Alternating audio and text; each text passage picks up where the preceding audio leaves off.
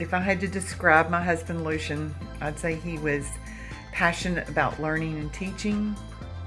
He was a voracious reader. He always had a book with him, sometimes several books. And he was someone who found deep joy in the rhythms of music. One of my favorite memories with my dad was actually on the last Christmas of 2023.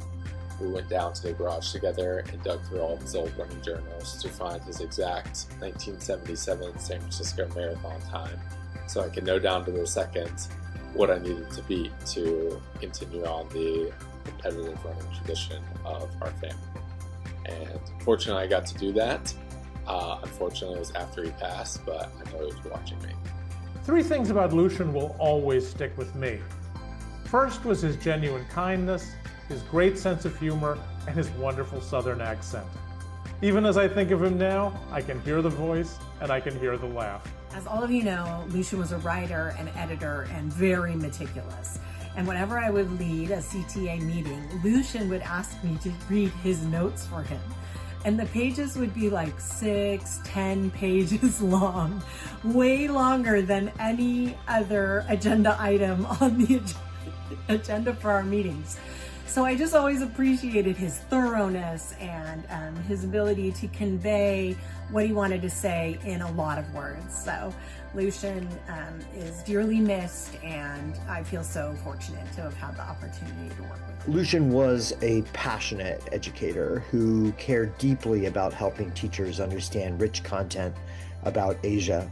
And his legacy, of course, lives on in education about Asia and the many educators his life touched. He didn't just have a specialization, he had specializations.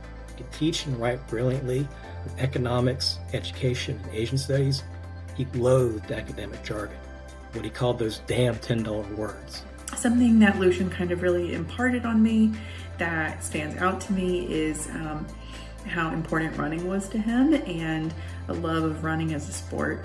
And that has kind of transferred over to me as I have picked up on running and ran my first marathon, kind of as a little tip of the hat to Lucien, and have a couple more on the schedule. So using some of his tips and tricks and keeping a running journal to help with my progress, those are some things that I will always remember about Lucien. As the founding editor of Education About Asia, which I heard the story many times, Lucien often called the magazine his baby. It has touched countless numbers of teachers, helping not only to expand their content knowledge, but to inspire them to teach others about Asia. The 3 words that spring to mind when I think about Lucien: reliable, modest, and dedicated. As we'd say in Northern England, he was a real grafter.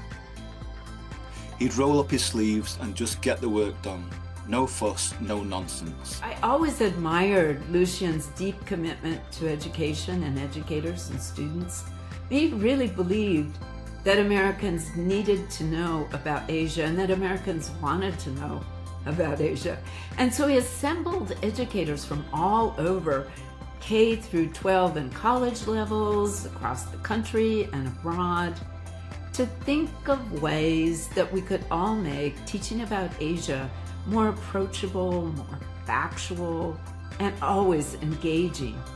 If I had to describe Lucien in 3 phrases, I would say he was totally committed to the work, a ubiquitous and energetic presence at conferences and anywhere else teachers got together, and a supportive and encouraging editor who focused on how to make expertise as accessible as possible. Working with Lucien was always a mix of fun and challenge. He was incredibly generous with his praise, but also very clear about his expectations. If something wasn't up to standard, you'd know it. And if it was, you felt 10 feet tall. He was incredibly dedicated and very passionate about education. And he knew that it was crucial for young people at the secondary and post-secondary level to learn about the impacts of what happens in Asia, what has happened historically and what is happening now. Almost every day after work, Lucien would say, Well, I think we made enough progress today in the battle against ignorance. That phrase, my favorite of all Lucianisms, has stuck with me, especially now, at a time when knowledge and expertise can feel undervalued.